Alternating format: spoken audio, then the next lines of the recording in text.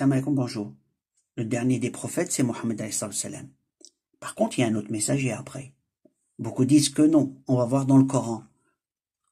Et à vous de vérifier. D'ailleurs, ce serait bien que vous me répondez dans vos commentaires. On y va.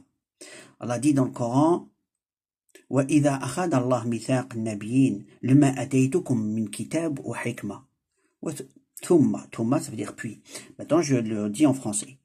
Quand Allah a pris un engagement, cet engagement des prophètes, donc il a pris un engagement avec tous les prophètes.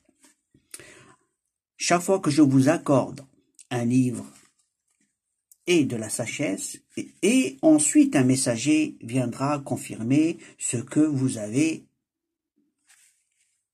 donc tous les livres, d'accord? Donc, veut dire tous les livres. Donc si le prophète Mohammed, c'est le dernier des prophètes, et si en même temps il était le dernier des messagers, alors il n'y aurait plus de confirmateur. Donc cette phrase, on peut pas dire qu'il y a pas de confirmateur. S'il n'y a pas de confirmateur, Allah dit il y a un confirmateur. Donc on se contredit. Ja'akum rasul musaddiqan lima ma'akum. Ce qui veut dire viendra un messager avec ce que vous avez. Et ce qu'on a actuellement, c'est le Coran. Et tous les prophètes, cette loi, elle est valable pour eux. Allah, il dit la vérité. C'est son livre. Et il dit qu'il y a un confirmateur de tous les livres.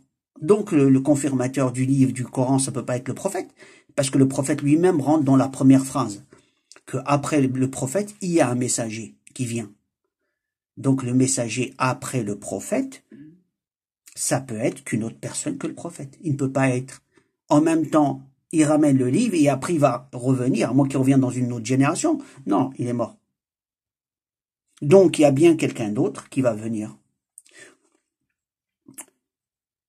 Isa a dit qu'après, il y aura un messager qui s'appelle Ahmed. Ahmed, c'est le nom du messager. Et que nous, on appelle le Mahdi et le grand monarque. C'est le révélateur, le confirmateur, plutôt pas le révélateur, le confirmateur du Coran, qui s'appelle Ahmed. La confusion a été faite et la manipulation, bien sûr, comme toujours. Quand Allah envoie un livre ou une information, il la cache, il la manipule. Mais là, c'est clair, les textes sont simples. Les traductions faussées, même l'interprétation faussée. Quand on dit un événement après un événement, ils ont mélangé les deux événements pour faire la confusion. Même les plus... Je vais pas entrer dans certains détails. L'important, c'est, on voit bien que la phrase est en deux parties, les prophètes et les livres reçus. Et ensuite, après le livre reçu, il y a chaque livre reçu un confirmateur. Ahmed a été...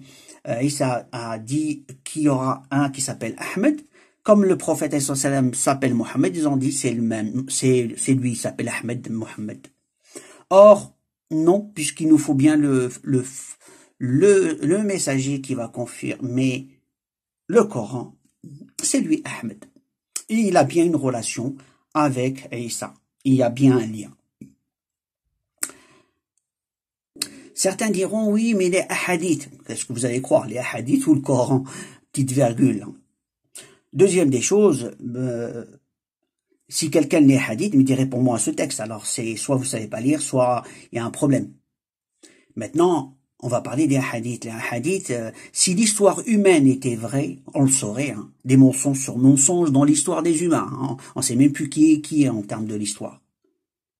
Eh ben, si l'histoire elle est fausse, qu'est-ce qu'on va penser des hadiths répétés d'une génération à une autre, écrits avec des gens? Ce que le prophète a dit est vérité. Mais ce que les gens ont rapporté, c'est une autre question.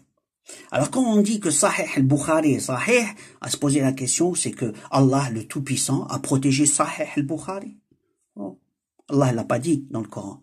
Mais les humains l'ont dit. Ils ont dit que c'est Sahih al-Bukhari, il est juste. Donc même si n'importe quelle personne puissante sur terre, à un moment donné, a mis ses vérités à lui, eh ben on va dire que ça devient pour nous des vérités. Ils ont fait des divisions, ils ont manipulé tout le monde.